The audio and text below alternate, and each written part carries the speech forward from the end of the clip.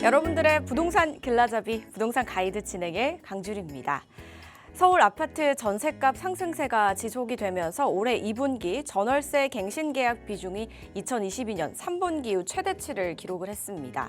전월세 가격 인상률을 5% 이내로 제한하기 위해서 계약갱신 요구권을 사용한 임차인의 비중도 대폭 상승했다고 하는데요. 2,500만 원을 더 올리더라도 차라리 재계약을 선택하는 게 낫다고 합니다. 자, 점점 치솟고 있는 전셋값, 과연 해결책은 없는지 그 흐름들 저희 부동산 가이드와 함께 해주시기 바라겠습니다. 방송 보시다가 내 집 마련에 관련해서 고민 있으시다면 주저마시고 저에게 전화 또는 문자 주시기 바랄게요. 02-2638-3961번, 서울전화 02-2638-3961번으로 전화 주시거나 돈을 건당 100원의 유료 문자죠. 샵 3989번으로 궁금하신 내용 적어서 지금 바로 보내주시기 바랄게요. 자, 그럼 부동산 가이드 오늘도 힘차게 출발하시죠.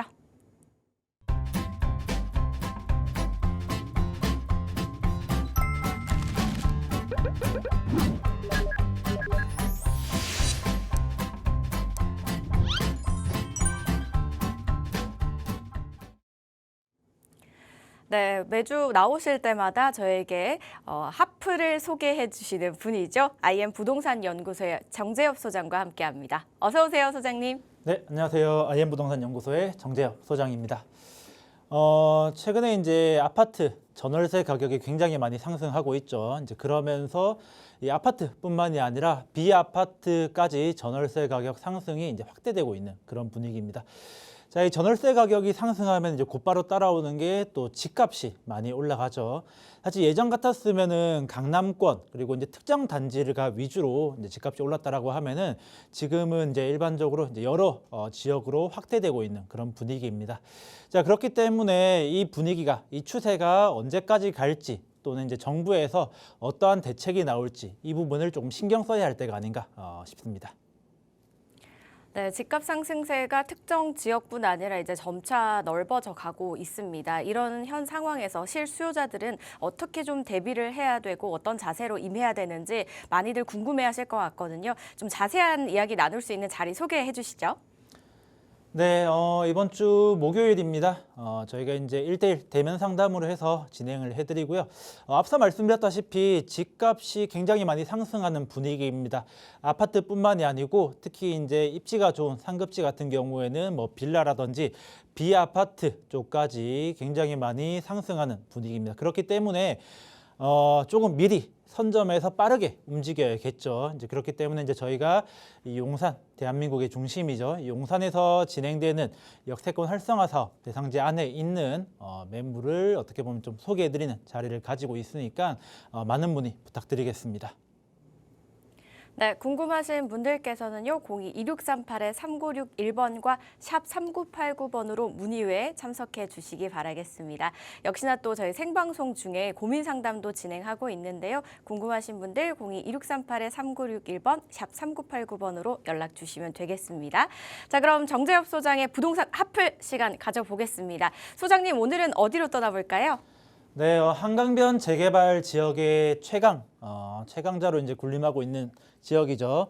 성수동의 성수 전략 정비 구역으로 한번 떠나보도록 하겠습니다. 성수동의 성수 전략 정비 구역 역시나 핫플 중에서도 핫플이네요. 그러면 입지부터 저희가 한번 만나봐야겠죠? 네, 성수 전략 정비 구역의 정확한 위치부터 한번 파악해드리겠습니다.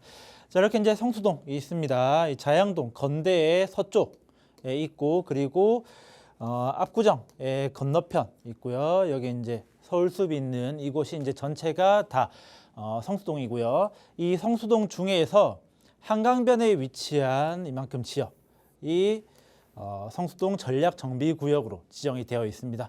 뭐 좀 더 이제 구체적으로 말씀드리자면은 서울숲 많은 분들 가보셨을 겁니다. 이 서울숲의 동쪽에 바로 붙어 있는 지역이고요. 여기가 영동대교 북단이고 또 성수역 옆에 이제 성수역 남쪽으로 해서 카페거리가 있죠. 여기가 이제 카페거리가 있고요. 딱 이렇게 이제 둘러싸여져 있는 지역이 이 성수동 전략 정비 구역이라고 볼 수 있겠습니다. 네, 서울 숲의 이제 동쪽에 위치를 하고 있고요. 다리 하나 건너면 압구정입니다. 그래서 정말 많은 분들의 수요가 있는 곳이기도 하죠. 여기에다가 한강변을 바라보고 있는 성수 전략 정비 구역인데요. 아무래도 이 위치 이야기만 들어도 이곳에는 참 가치, 시세 가치가 너무 높아서 내 집 마련을 하기가 어렵겠구나라고 생각이 드는 지역인데 그럼에도 불구하고 인기가 굉장히 많잖아요, 소장님. 네, 여기가 이제 성수동 같은 경우에 입지가 워낙 뛰어납니다. 앞서 말씀드렸다시피 한강, 그리고 옆에 이제 서울숲, 큰 녹지 공간이 있죠. 또 거기다가 이 성수역 인근으로 해서 뭐 카페 거리라든지 아니면 뒤에 여러 이제 IT 기업들이 입주해 있으면서 뭐 문화 공간이라든지 업무 공간까지 모두 다 이제 복합적으로 가지고 있는 이제 최상의 이제 입지를 가지고 있는 지역입니다. 자, 그런데 이게 생각해 보면은 성수동이 이 정도까지 주목을 받는 거는 단순히 이제 입지 때문만이 아닙니다. 자, 예시를 들어서 한번 보여드릴게요. 자, 서울이 이렇게 전체가 있고 서울 중에서도 뭐 예를 들어 노량진이라든지 뭐 흑석동 그리고 이쪽에 이제 뭐 아현동, 뉴타운이 있죠. 자, 이런 입지가 굉장히 좋은 뉴타운들이 많이 있습니다. 자, 그런데 이제 이런 뉴타운이랑 노량진이라든지 뭐 흑석, 뭐 이제 아현 뉴타운이랑 한남 뉴타운이랑 비교를 한다라고 하면은 대부분 다 말이 안 된다라고 얘기하죠. 한남 뉴타운의 가치가 워낙 높으니까 이런 노량진이라든지 뭐 흑석, 뭐 아현 뉴타운이랑 이제 비교가 안 된다라고 얘기를 하는데, 근데 생각해 보면은 이 한남 뉴타운 같은 경우에는 지역 자체가 현재 뭐 지하철이 가까이 있어서 뭐 초역세권, 교통이 좋은 것도 아니고 뭐 이제 어떻게 보면은 지금 당장에 뭐 예를 들어 초고층으로 나온다든지 뭐 이제 그런 것도 아니고 학군이 좋은 것도 아니고 어떻게 보면 우리가 이제 일반적으로 생각하는 부동산의 입지적으로 따졌을 때는 약간 이제 물음표가 들 정도의 이제 지역입니다. 물론 용산이라는 입지, 뭐 한강이라는 프리미엄이 이제 굉장히 크긴 하지만은 과연 이 정도일까라는 생각이 드는 지역입니다.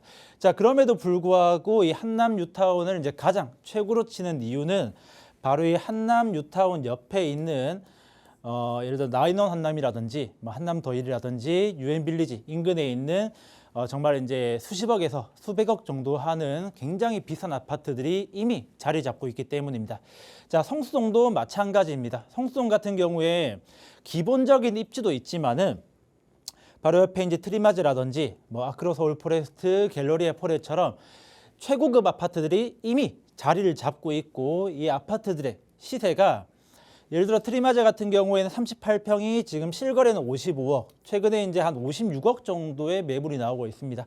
평당으로 따지면은 한 1억 3천에서 1억 4천 정도로 이제 나오는 거고, 아크로 서울 포레스트 같은 경우에는 60평이 약 한 135억 정도 됩니다. 평당 2억이 넘어가는 거죠. 자, 그리고 갤러리아 폴에도 마찬가지로 70평이 뭐 이제 84억, 그러니까 한 1억 2천 정도 되는 거죠. 자, 그러니까 이 성수동 인근에 굉장히 비싼 이제 고급 아파트들이 평당 1억에서 2억까지 가는 아파트들이 이미 자리를 잡고 있기 때문에 이런 영향과 거기다가 이제 입지적인 프리미엄까지 합쳐져서 성수 전략 정비 구역이 이렇게까지 주목을 받는다. 이제 그렇게 보시면은 되겠습니다.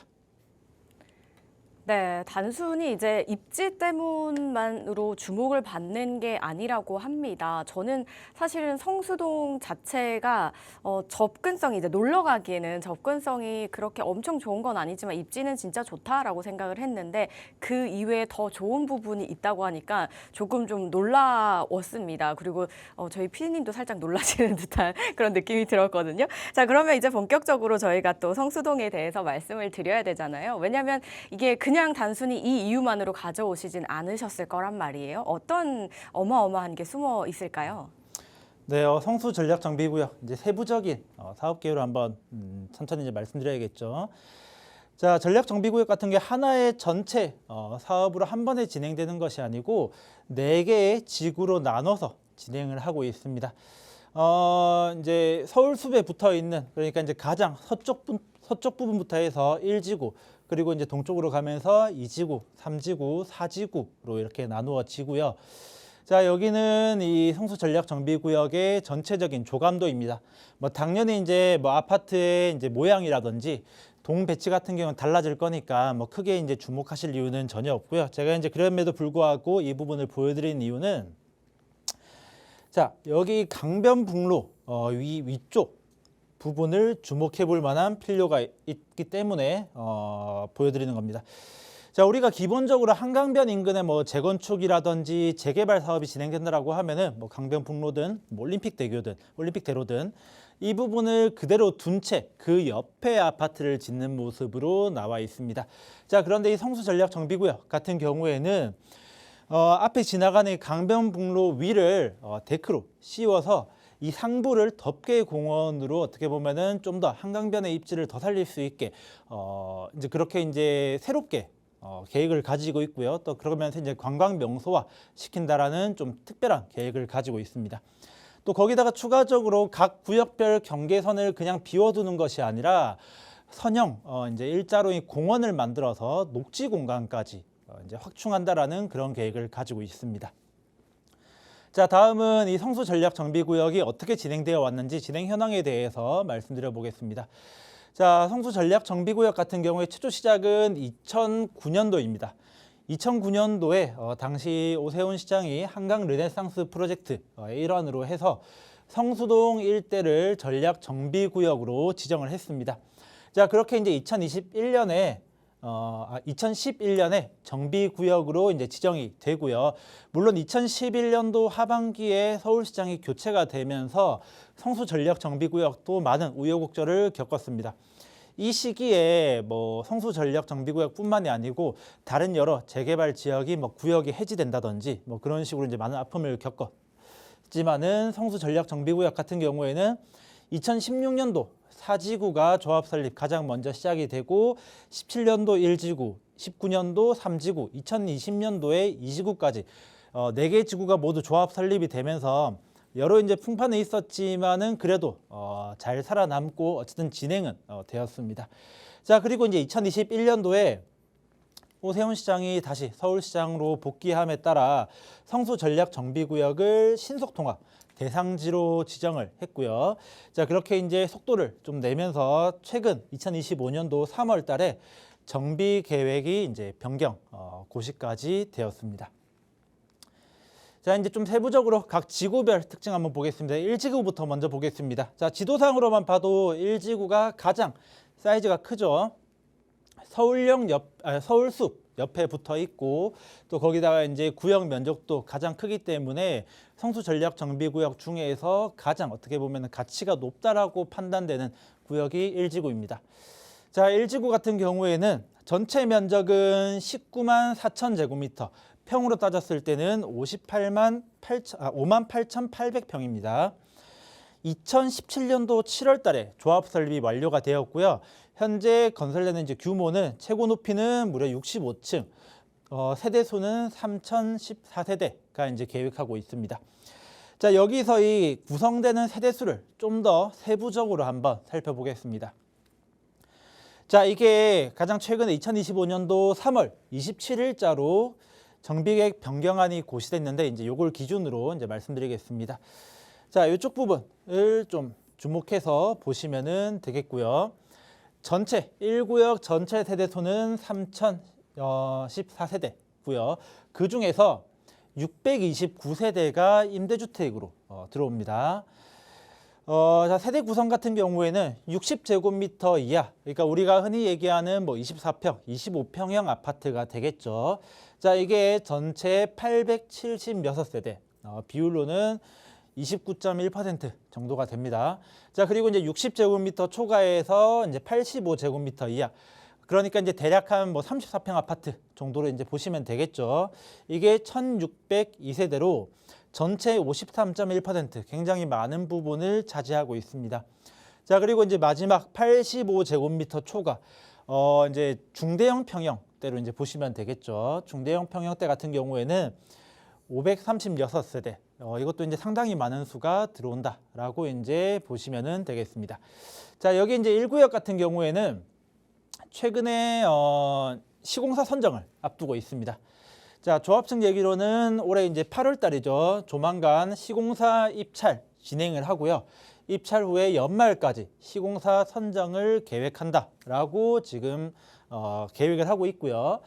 자, 이제 성수동의 가장 첫 번째 시공사 선정되는 구역이다 보니까 여러 이제 대기업 건설사들도 크게 관심을 가지고 있는 지역이 여기 성수 전략 정비구역 1지구라고 보시면 되겠습니다. 총 4개의 지구로 나눠서 진행이 되고 있는데 그중에서도 1지구가 이제 가장 면적도 크고요. 또 가치도 높다고 합니다. 그리고 바로 앞에는 한강변, 옆으로는 이제 서울숲을 끼고 있는 곳이 1지구입니다. 시공사 선정까지 앞두고 있다고 하니까 앞으로가 좀 기대가 되네요. 이렇게 1지구 설명을 들어봤고요. 이제 나머지 2지구부터 4지구의 사업 현황도 한번 살펴볼까요? 네, 2지구로 넘어가 보겠습니다. 자, 1지구랑 3지구 사이에 끼어 있는 2지구이고요. 자, 2지구 같은 경우에는 구역 면적이 13만 1,000제곱미터. 평으로 이제 환산했을 경우에는 대략 한 4만 평 정도 되는 이것도 이제 꽤 넓은 부지에 진행이 되고 있습니다. 자, 조합 설립은 이 4개 지구 중 가장 늦은 2020년도 3월 달, 비교적 최근이죠. 이때 조합 설립이 완료가 되었습니다. 자, 규모로는 1지구랑 똑같은 최고 이제 65층, 세대수는 2,609세대가 이제 계획하고 있습니다. 이것도 이제 좀 더 세부적으로 보면은 자, 전체 2,609세대 중에서 548세대가 이제 임대주택이고요. 자, 그러니까 이제 뭐 일반 분양이라든지 뭐 조합원분 같은 경우에는 대략 한 2,060세대 정도가 되신다고 보시면 되겠습니다.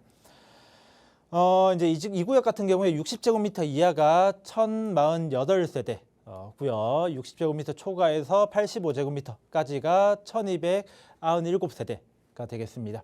자, 그리고 이제 85제곱미터 초과 분이 이제 중대형 평형 같은 경우에는 264세대로 전체의 약 한 10% 정도로 이 나머지 이제 뭐 총 4개 지구 중에서 중대형 평형, 그러니까 총 세대수 대비해서 중대형 평형 수는 가장 낮은 이제 지구라고 보시면 되겠습니다. 자, 3지구로 넘어가 보면은요. 3지구 같은 경우에는 여기도 구역 면적이 11만 4천 제곱미터, 상당히 넓죠. 평으로 환산했을 경우에는 약 한 3만 4천 평 가량 됩니다. 2019년도 2월 달에 조합 설립이 됐고요. 현재 계획하고 있는 세대수는 2,213세대가 되겠습니다. 자, 여기도 마찬가지로 이제 구역 이제 각 세대 구성을 보면은 60제곱미터 이하가 987세대, 전체의 44.6%로 이 나머지 이제 전체 구역 중에서 중소형 평형대가 가장 많이 이제 들어있는 이제 구역이라고 보시면 되겠습니다. 자, 60제곱미터 초과해서 85제곱미터 이하 같은 경우에는 946세대, 85제곱미터 초과분은 280세대가 이제 될 예정입니다. 자, 마지막 4지구입니다. 가장 이제 끝에 영동대교 북단에 이제 붙어 있는 4지구 같은 경우에는 전체 구역 면적은 8만 9천 제곱미터입니다. 앞에 이제 1, 2, 3지구가 전부 다 10만 제곱미터가 넘었는데 4지구 같은 경우에는 8만 9천 제곱미터로 어떻게 보면은 이제 가장 규모가 작죠. 평으로 환산했을 때 2만 7천 평입니다. 조합 설립은 2016년도 7월에 가장 이제 일찍 조합 설립이 됐고요.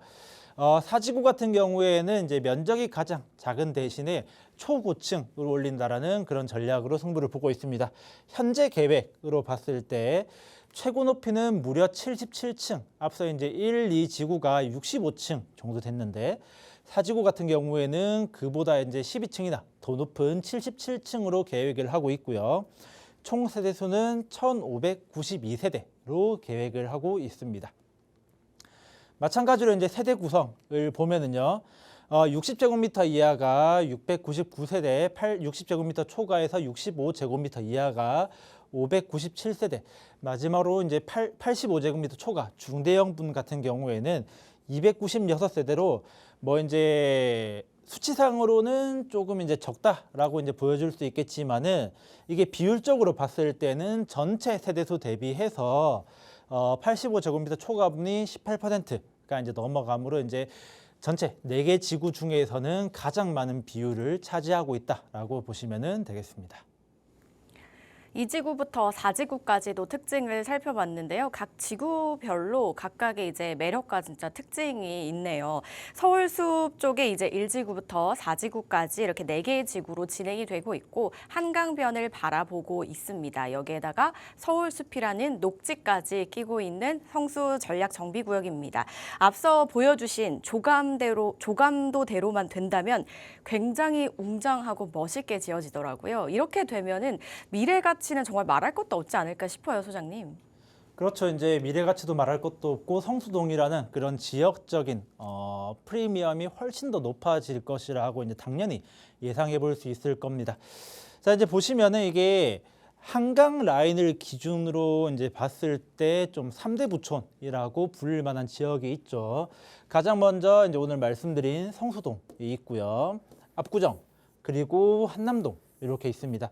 이게 각각의 이미지를 한번 보면은 압구정 같은 경우에는 좀 전통적인 부촌이라는 이제 그런 이미지가 있죠. 자, 그리고 이제 한남동 같은 경우에는 뭐 이제 여기도 좀 예전부터 이제 부촌이라는 이미지가 있었지만은 어떻게 보면은 좀 이태원이라든지 뭐 유엔 빌리지 이쪽으로 해서 내국인들뿐만이 아니고 좀 국제적인 이미지가 있고요. 자, 그럼 이제 성수동은 앞으로 이제 어떤 이미지를 가지게 될 것이냐? 아마 이제 가장 젊고 트렌디한 부촌이라는 이미지를 가지게 될 겁니다. 자, 이게 보시면은 성수동 전략정비구역 뒤편 성수동 인근으로는 IT 특정개발진흥지구라고 해서 지금 이미 지정이 되어 있습니다. 물론 이제 기존에 이제 조그만한 구역을 확대한다라는 그런 이제 계획을 가지고 있고요. 자, 그렇기 때문에 이 IT 산업을 중심으로 IT 사업을 이제 중심으로 한 신흥 젊은 부자들이 이곳 성수동으로 이제 많이 모여들 거고요. 자, 그리고 이제 이 IT 산업뿐만이 아니고 성수역 인근으로 해서 굉장히 트렌디하고 어떻게 보면은 좀 핫한 지역들이 많이 있죠. 또 이런 이제 프리미엄을 같이 이제 누리고자 어떻게 보면 이제 기존에 있는 뭐 이제 자금력이 되시는 뭐 연예인이라든지 또는 이제 그런 분들이 많이 성수동으로 이주할 것으로 보이기 때문에 앞으로 이제 성수동은 여러 가지 이제 부촌 중에서도 가장 젊은 느낌의 또 트렌디한 느낌을 가지게 될 지역이라고 볼 수 있겠습니다.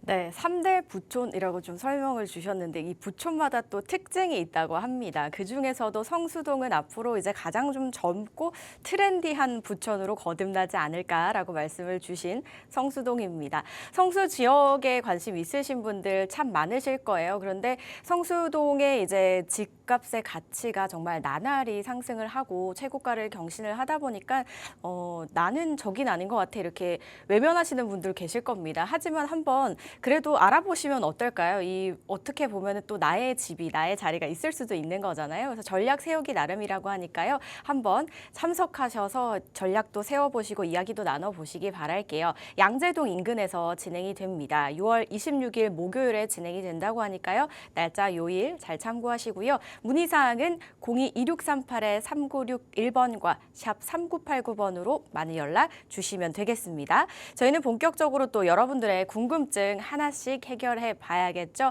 저희 상담하고 있는 중에도 궁금하신 부분 떠오르신다면 전화, 문자 계속해서 주시기 바라겠습니다. 저희 먼저 문자부터 체크해 보도록 할게요. 2746님께서 보내주셨습니다. 현재 다주택자입니다. 여러 세금 부담 때문에 그동안 추가 매입은 못하고 또 장기주택 임대 사업자를 내기에는 보유기간이 부담스러워서 그렇게도 못했습니다. 그런데 최근에 6년 단기주택 임대 사업자가 나왔다고 하더라고요. 단기 임대 주택 사업자는 세제 혜택이 어떻게 되나요? 라고 보내주셨습니다. 많은 다주택자분들께서 기다리셨던 단기 임대 사업자인가 봅니다. 이 세제 혜택이 10년과 6년 조금 다르잖아요, 소장님. 네, 이 부분 많이 관심 가집니다. 제가 정확하게 정리 한번 해드릴게요. 자, 지난 이제 6월 4일자로 해서 6년짜리 이제 단기 주택 임대 사업자가 이제 시행이 되었죠. 이제 법령은 뭐 작년에 나왔는데 이게 세부적으로 6월 4일자로 시행이 되었고요. 자, 그러면서 이제 기존에 있던 10년짜리 이 장기 주택 임대 사업자랑 이제 비교를 하면서 과연 어떤 게 나한테 유리한가 이렇게 이제 세제 혜택을 많이 따지곤 합니다. 시청자분도 이제 그런 취지로 이제 질문을 주신 것 같은데요. 자, 주요한 세금적인 혜택 요거 좀 정리해 드릴게요. 자, 가장 먼저 봐야 될 게 바로 이제 취득세. 자, 취득세를 먼저 봐야겠죠.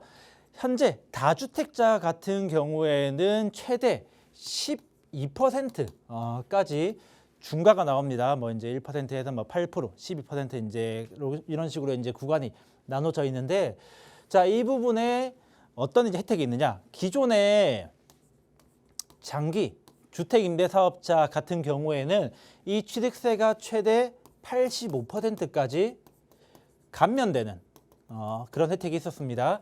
자, 그러니까 이제 최대 12% 취득세에서 85%가 감면을 받으면은 납부하는 취득세는 1.8%. 그러니까 1주택자 기준 1%랑 큰 차이가 없는 거죠. 이게 이제 굉장히 큰 혜택이었었는데, 자, 단기 6년짜리 단기는 어떠냐?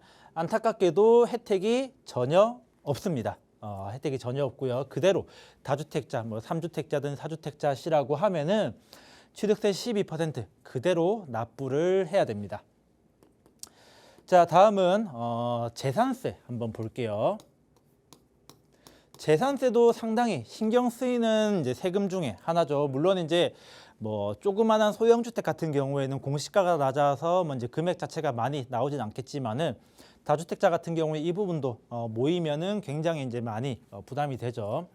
자, 이 재산세 같은 경우에는 어떻게 되냐? 기존에 장기 주택 임대 사업자 같은 경우에는 50%에서 이 면적에 따라 조금 이제 다릅니다. 50%에서 최대 100%까지 감면 혜택이 있었습니다. 한 푼도 안 내는 그런 경우도 있다라는 거죠.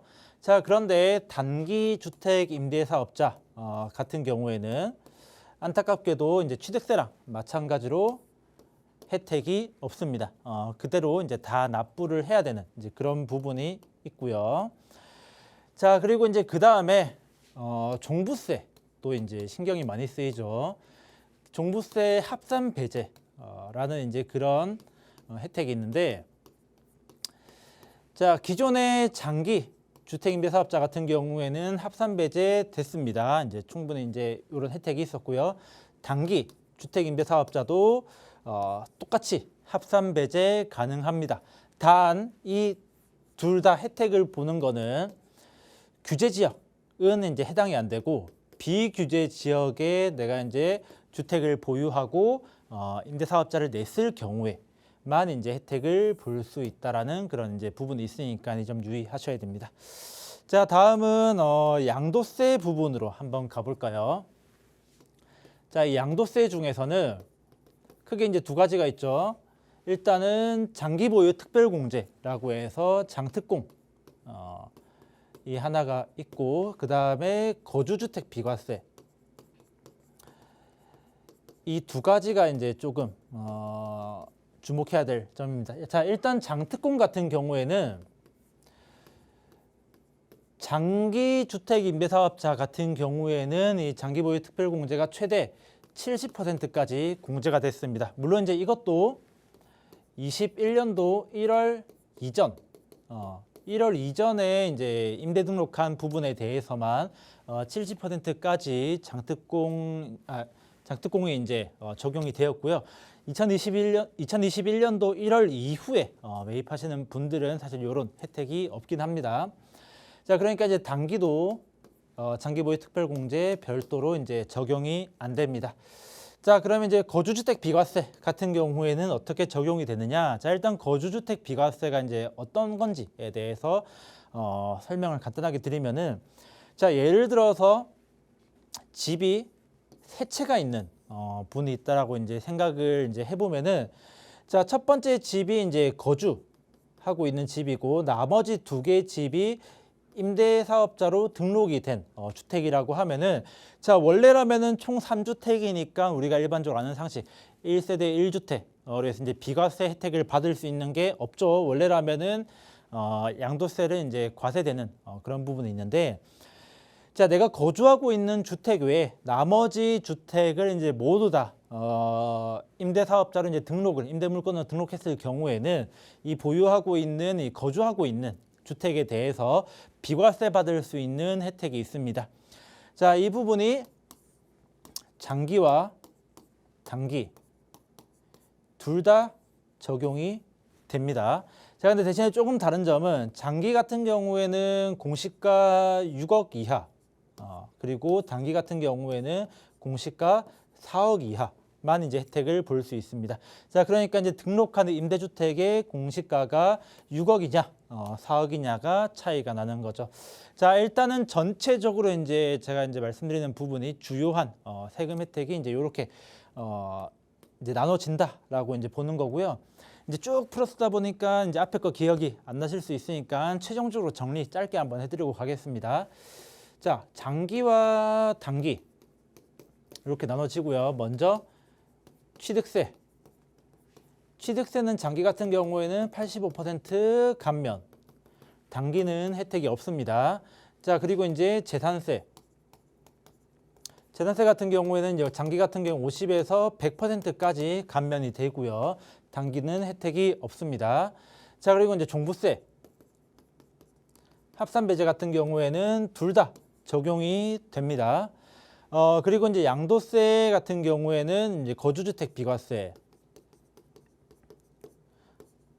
자, 거주주택 비과세 같은 경우에는 둘 다 적용이 되고, 자, 그리고 이제 장특공 같은 경우에는 여기는 적용이 이제 옛날 거는 됐었는데 지금 현재는 안 됩니다. 자, 그러니까 이제 시청자분 같이 다주택자인 이제 주택임대사업자 분들 같은 경우에 사실 가장 중요한 부분이 살 때 취득세 납부하는 게 가장 이제 조금 신경이 많이 쓰이고 또 중요한 부분입니다. 자, 그런데 이제 지금 현재 상태로는 단기 6년짜리 단기 주택임대사업자 같은 경우에는 이 취득세 감면 혜택이 없기 때문에 어떻게 보면은 조금 실효성이 떨어지는 그런 정책이다라고 이제 보시면 되고요. 물론 지금 현재 이 부분은 현재 기준이므로 나중에 혹시나 이제 법령이 개정되거나 하면은 또 적용을 받을 수 있는 부분이 있으니까 혹시나 이제 매입하시게 되면은 그 전에 다시 한 번 더 확인하고 조금 이제 고려하시면은 되겠습니다. 네, 굉장히 깔끔하게 비교하면서 정리해 주셨습니다. 일단 현재 기준으로 단기는요, 재산세와 취득세 그리고 장특공의 혜택은 없고요. 종부세는 비규제 지역에 한해서 혜택이 가능하다고 합니다. 또 거주주택 비과세는 공시가 4억 이하가 혜택이 있다고 하니까요. 각각 잘 살펴보시고 혜택이 있는지 한번 찾아보시기 바라겠습니다. 상담 내용 도움되셨길 바랄게요. 저희는 다음 문자도 바로 이어서 만나볼게요. 1178님께서 보내주셨습니다. 장한평역 역세권 장안동 일대 빌라를 한 채 가지고 있습니다. 예전에 잠깐 모아타운 한다는 이야기가 나오다가 그 뒤로는 별말이 없는데 여기는 향후에 재개발 전망이 어떨까요? 라고 보내주셨거든요. 이 지역도 노후도가 높은 지역 중 한 곳 아닌가요, 소장님? 네, 그렇죠. 이 장안평역 인근 이쪽 일대를 이제 말씀 주시는 것 같은데 여기가 이제 앞서 말씀드린 것처럼 이제 건물도 꽤 노후되어 있습니다. 노후도도 이제 충분히 있고요. 또 우리 그 평지에다가 또 옆에 이제 중랑천 있어서 산책하기도 이제 좋고 또 이제 길 자체도 또 널찍하게 돼 있어서 생활하기 굉장히 편리합니다. 또 그래서 재개발이 된다라고 하면은 이제 대단지 깔끔한 아파트가 올라가면 굉장히 또 높은 가치를 가지게 될 지역 중에 하나죠. 자, 그렇게 해서 이제 시청자분께서도 이 지역이 혹시나 재개발이 향후에 될까라는 이제 그런 기대 심리를 가지시면서 이제 질문을 주신 것 같은데 사실 이제 여기가 조금 애매합니다. 좀 치명적인 단점이 있는 지역인데요. 자, 일단은 기본적으로 이 역세권이라면 당연히 이제 뭐 이런 식으로 뭐 대로변 쪽에서 상권이 많이 형성이 되어 있습니다. 자, 기본적으로 이제 상권이 잘 형성이 되어 있고 활성화가 잘 되어 있기 때문에 이 부분도 이제 단점으로 볼 수 있고요. 물론 이제 이 역세권 쪽 또는 대로변을 조금 벗어나서 이런 주거지로 들어오면 어떠냐라고 이제 생각할 수가 있는데 자, 여기가 이제 더 문제인 게 지금 지도상 보시는 것처럼 군데군데 뭐 이런 식으로 조그만한 우리가 이제 흔히 얘기하는 나홀로 아파트라고 얘기하죠. 뭐 100세대 미만의 뭐 이제 한 동짜리 뭐 또는 두 동짜리 소규모 아파트들, 흔히 얘기한 나홀로 아파트들이 굉장히 많습니다. 자, 이 부분은 이제 다 재개발을 할 때 이 걸림돌이 될 수 있다라는 이제 그런 부분입니다. 자, 근데 이제 이렇게 얘기하면은 뭐 생각하시는 분들에 따라서 이런 조그만하게 뭐 이제 100세대 미만, 50세대, 60세대짜리 아파트에 살 바에 싹 다 같이 재개발해서 대단지 아파트가 올라가면 훨씬 더 생활 환경이 나아지지 않을까. 그러니까 이런 나홀로 아파트에 거주하시는 이제 주민분들도 동의하지 않겠냐라고 이제 생각하실 수 있습니다. 물론 이제 맞는 얘기입니다. 여기 사시는 분들도 이런 이제 조그마한 나홀로 아파트 사는 것보다 브랜드의 대단지, 큰 아파트로 이제 이주하면은 당연히 좋아하기 때문에 관심을 많이 보이긴 합니다. 자, 그런데 제일 큰 걸림돌은 이런 큰 건물, 이미 용적률이 많이 사용되어 있는 나홀로 아파트들 때문에 사업성이 많이 떨어진다라는 겁니다. 자, 재개발을 할 때 가장 큰 걸림돌이라고 하면은 자, 노후도도 아니고 초기의 동의율도 아닙니다. 자, 노후도 같은 경우에야 요즘에 워낙 뭐 모아타운이든 신속통합이든 뭐 도심구 복합이든 노후도 기준을 엄청 낮춰놓기 때문에 노후도 때문에 재개발 불가능한 지역은 요즘에 보면 거의 없습니다. 동의율도 이제 앞서 말씀드린 것처럼 재개발이 워낙 이제 열풍이 되고 여기 이렇게 사시는 분들도 브랜드 새 아파트 살면 좋기 때문에 처음에는 대부분 다 관심을 많이 가지시고 동의를 많이 해줍니다. 자, 그런데 나중에 가서 실패하는 부분은 대부분 다 이 사업성 때문에 많이 이제 재개발 사업이 좌초가 됩니다. 결국 이 사업성이라는 거는 향후에 분담금, 그러니까 돈이죠. 돈은 현실입니다. 자, 이 현실의 벽에 부딪혀서 결국 사업이 좌초되는 그런 분위기를 이제 그런 모습을 많이 보는데, 자, 이런 식으로 나홀로 아파트들이 많이 있어서 이미 세대수가 많고 용적률을 많이 사용되어 있는 지역 같은 경우에는 나중에 재개발을 이제 추진했을 때 기존에 있는 세대수들보다 늘어나는 세대수가 굉장히 적습니다. 자, 그러면은 당연히 사업성 떨어지고 분담금 많이 나오고 이제 돈이 많이 들어가는 거죠. 자, 그런데 이제 그럼에도 불구하고 뭐 이제 빌라를 가지고 있는 그런 이제 투자하시는 분들이라든지 빌라에 거주하시는 분들 같은 경우에는 돈을 많이 들이더라도 새 아파트에 살면은 그 가치가 훨씬 더 올라갈 거기 때문에 열심히 긁어 모아서라도 사업을 추진하고 싶지만은 뭐 이제 돈이 이제 조금 많이 부족하신 분들이라든지 아니면 특히 이런 나홀로 아파트 사시는 분들 같은 경우에는 새 아파트에 살면은 좋은 건 맞지만은 이미 지금 현 상태로도 주거 만족도가 괜찮은 편이거든요. 이렇게까지 많은 돈을 들여서까지 재개발을 추진하고 싶은 마음이 좀 덜한 거죠. 자, 이제 이런 부분이 있으니까 특히 장안동의 장안평역 인근 이쪽 지역은 예전부터 나홀로 아파트들이 워낙 많은 지역이다 보니까 사업성이 많이 떨어집니다. 자, 그래서 시청자분께서 아까 얘기하셨던 것처럼 모아타운 아마 요쪽쯤에 이 모아타운을 작년에 추진했거든요. 여기가 추진하다가 이제 좌초된 이유가 바로 이 사업성이 굉장히 이제 떨어져서 좌초된 걸로 저도 이제 알고 있거든요. 자, 그러니까 이제 위치는 장안동이 여기가 위치는 이제 굉장히 좋지만은 이런 나홀로 아파트들이라는 사업성의 영향을 부정적인 영향을 주는 부분이 많기 때문에 지금 현재 상태로 봤을 때는 향후의 재개발 전망이 그렇게 좋지 않다라고 볼 수 있겠습니다. 네, 아무래도 재개발에서 가장 중요한 부분은 사업성인데 나홀로 아파트들이 이제 용적률을 좀 많이 사용을 하면서 이 부분 때문에 분담금도 좀 부담감이 생길 거고 그래서 사업성이 좀 떨어지기 때문에 쉽지 않지 않을까라고 말씀을 주셨거든요. 이 부분 잘 참고를 하시고 도움이 되셨으면 좋겠습니다. 자, 이렇게 궁금하신 부분 있으시거나 또 뭐 새로운 정책이 나오면 사실 기존 거와 또 어떻게 다른지 나에게 뭐가 더 나은지 번씩 궁금하게 마련이잖아요. 이럴 때는 주저마시고 저희 부동산 가이드 찾아주시면 되겠습니다. 02-2638-3961번과 샵 3989번으로 많은 연락 주시기 바랄게요. 계속해서 다음 문자도 만나보겠습니다. 6625님께서 보내주셨습니다. 염창역 인근 목이동 모아타운 추진 지역 내 물건을 추천을 받았습니다. 이 일대가 다 재개발 추진 중이라서 향후 개발이 완료가 되면 목동 중심지 시세를 따라갈 수 있을 거라고 하는데요. 어떻게 보시나요? 라고 보내주셨습니다. 염창역 인근에 이게 재개발이 진행이 되면 목동 중심지만큼의 가치를 가질 수 있을까요?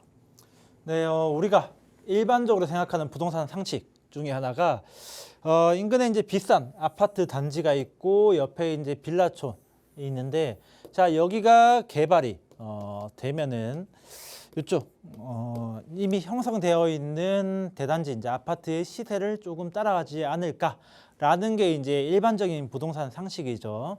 자 그렇기 때문에 이 시청자분도 뭐 얘기를 들으신 것도 있고 생각하시는 것도 있고, 이 염창역 인근의 목이동이죠. 이쪽에 이제 재개발이 된다라고 하면은 바로 옆에 있는 이 목동의 중심지의 시세를 따라가지 않겠느냐라고 이제 생각을 이제 하신 겁니다.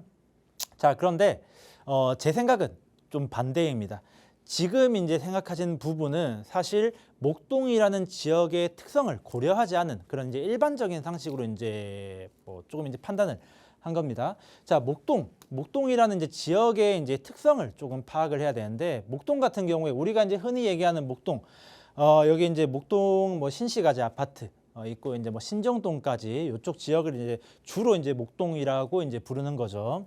자, 이쪽에 있는 여기 있는 목동이 비싼 이유는 바로 학군 때문입니다. 자, 여기는 학군이라는 그런 특수성으로 이제 묶여 있는 어떻게 보면은 섬 같은 지역이라고 보시면 됩니다. 자, 그러니까 여기 목이동하고 이쪽 이제 목오동 이쪽 같은 경우에는 위치상으로는 가깝지만은 보이지 않는 벽이 있다라고 생각하시면은 좀 편하실 겁니다. 자, 그렇기 때문에 자, 이게 무슨 말이냐라고 하면은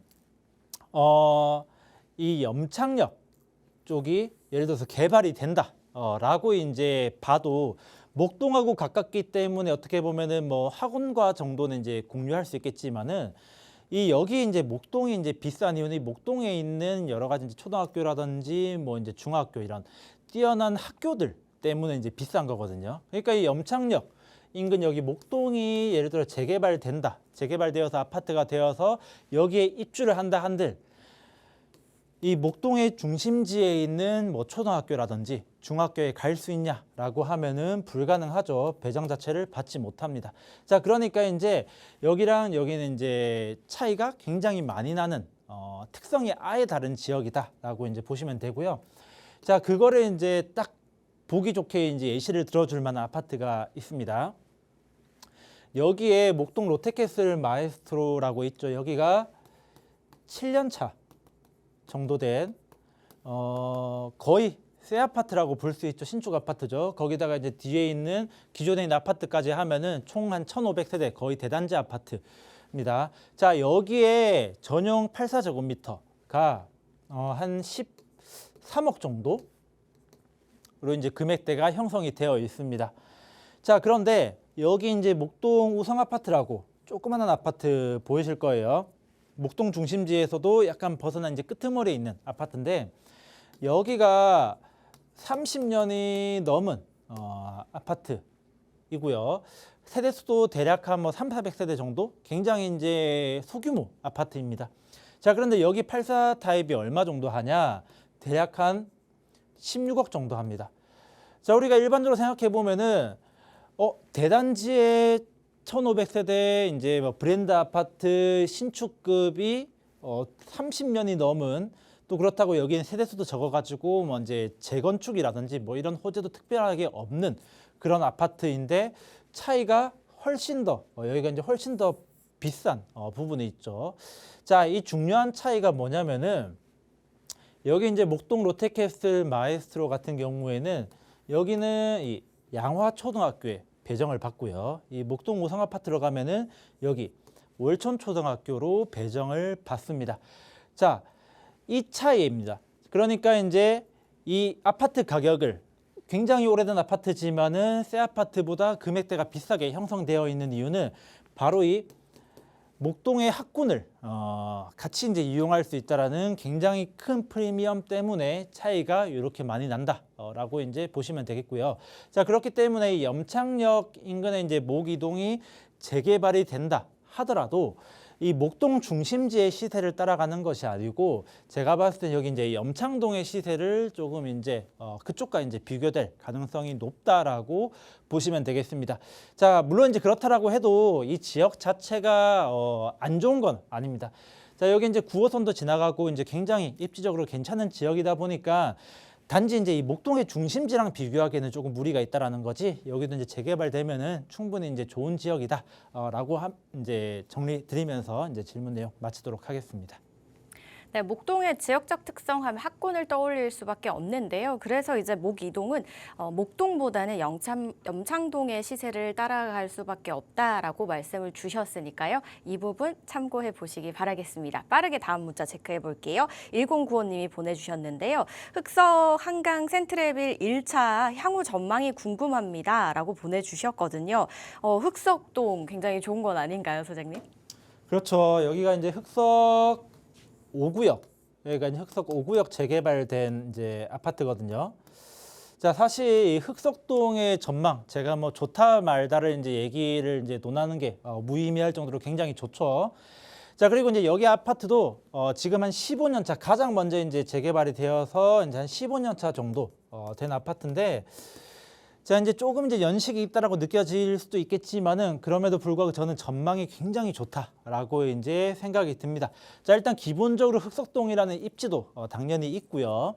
자, 그리고 현재 지금 이 인근으로 해서 생활 환경이 사실 그다지 좋은 편 아닙니다. 자, 지금 보시는 것처럼 옆에 이제 뭐 9구역이라든지 뭐 11구역 다 이제 공사 중이고요. 자, 그리고 여기 앞에 1구역 같은 경우에도 아직 이제 뭐 철거에 들어가진 않았지만은 재개발 앞두고 있으면서 굉장히 노후되어 있는 지역입니다. 자, 그러니까 이 흑석 5구역 재개발된 한강 센트레빌 1차 아파트를 중심으로 이 주거 환경이 상당히 안 좋은 그런 지역이죠. 자, 그런데 여기가 지금 공사 중인데 앞으로 한 2, 3년, 빠르면 2년, 한 3, 4년 정도 안에 다 완공이 되겠죠. 완공이 돼서 이제 새 아파트 단지가 이제 들어선다라고 하면은 당연히 주거 환경이 일단 1차적으로 개선이 되고 또 여기 아파트의 시세가 굉장히 높게 형성이 될 거기 때문에 기존에 있는 아파트들의 가격을 조금 끌어올려주는 견인 효과가 이제 발생될 겁니다. 뭐 그리고 이제 여기 지역 자체도 이 9호선과 이제 굉장히 가까운 특징도 있기 때문이죠. 자, 그렇기 때문에 일단 이 흑석 한강 센트레빌 아파트 흑석동이라는 이제 중요한 입지도 있지만은 주변에 생활 환경이 앞으로 더 나아질 거기 때문에 지금도 상당히 이제 시세가 높게 형성이 되어 있지만은 앞으로 더 높게 형성이 될 것이다라고 이제 보여지고요. 물론 이제 앞으로 이제 25년 차, 뭐 30년 차까지 가게 된다라고 하면은 좀 노후된 아파트 이미지가 생기면서 금액이 약간 꺾이는 시기가 올 수는 있겠죠. 자, 하지만 이제 여기 같은 경우에는 입지가 워낙 좋고 이제 금액이 비싸게 형성돼 있을 아파트이기 때문에 사업성이 리모델링 사업성이 충분히 나올 겁니다. 자, 그러니까 이제 25년 차, 30년 차쯤 되면은 또 리모델링 호재까지 이제 노려볼 수 있는 그런 지역이기 때문에 여기 같은 경우에는 뭐 향후 전망 같은 경우에는 전혀 걱정할 필요 없는 그런 아파트라고 생각이 됩니다. 앞으로 이제 주변 생활 인프라가 더 좋아질 거기 때문에 전망도 긍정적으로 본다라고 말씀을 주셨거든요. 잘 참고해 보시고요. 좋은 선택 내려보시기 바라겠습니다. 저희 오늘 상담 여러 가지 만나봤는데요. 굉장히 다양한 궁금증들을 가지고 있습니다. 그래서 좀 나에게 맞는 그런 전략이나 맞춤형 이야기가 필요할 텐데요. 그런 이야기 나눌 수 있는 자리 있잖아요, 소장님. 어떤 자리죠?